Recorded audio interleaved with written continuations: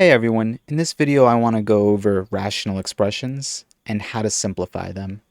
So first let's talk about what a rational expression is, and let's talk about an example.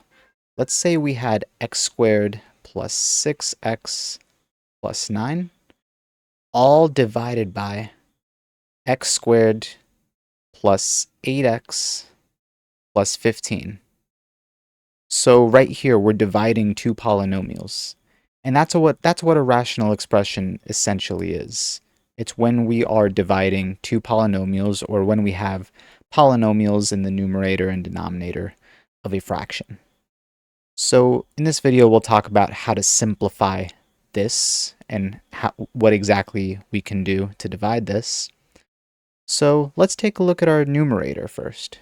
Our numerator up here, we have x squared plus 6x plus 9. And you might notice this is a trinomial with a leading term of 1. So a leading term of 1, a is 1, and the trinomial is written in ax squared plus bx plus c form. And we know how to factor these types of trinomials. And same thing goes for the denominator. It's also an ax squared plus bx plus c form, where a, or the leading term, is 1. So we can factor both of these. So let's go ahead and set up some parentheses for both of these. So we'll set up two sets of parentheses in the numerator as well as in the denominator. And we will do x plus in all of them. X plus, x plus, x plus. Excellent. So remember, our goal, we are trying to find m and n. So m and n, so m up here, and then n up here. But let's focus on the top portion first. Let's try to find m and n for the numerator. So m and n for the numerator.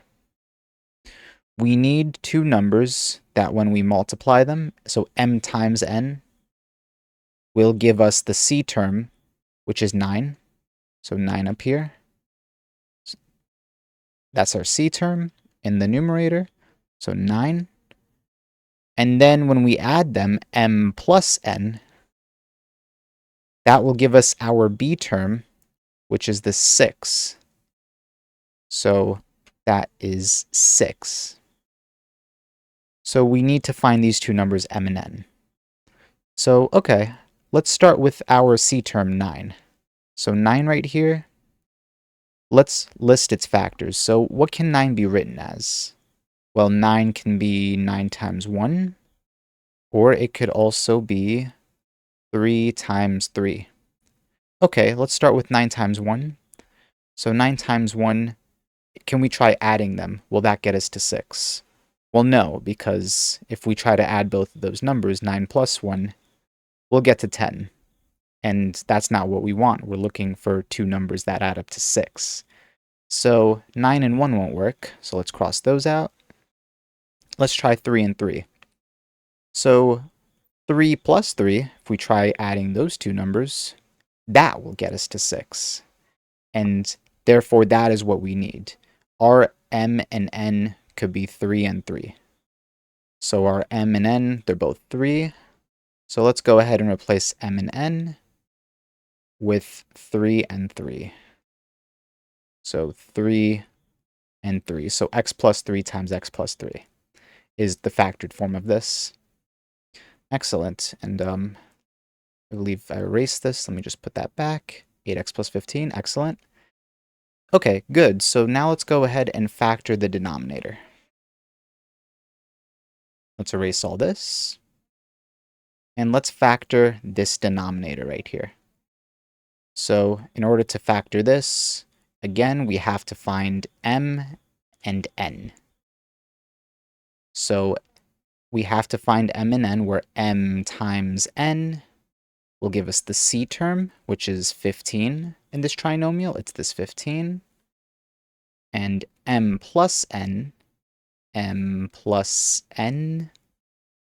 will give us the b term, which in this case is 8. So let's start with the factors of 15. What do we got for 15? Well, 15 could be, of course, 15 times 1. It could also be 5 times 3. Good, so 15 times 1, let's try those two numbers as m and n. Let's give it a try. Well, if I add them, if I do 15 plus 1, that will get us to 16, but we're looking for 8 when we add them, so that won't work.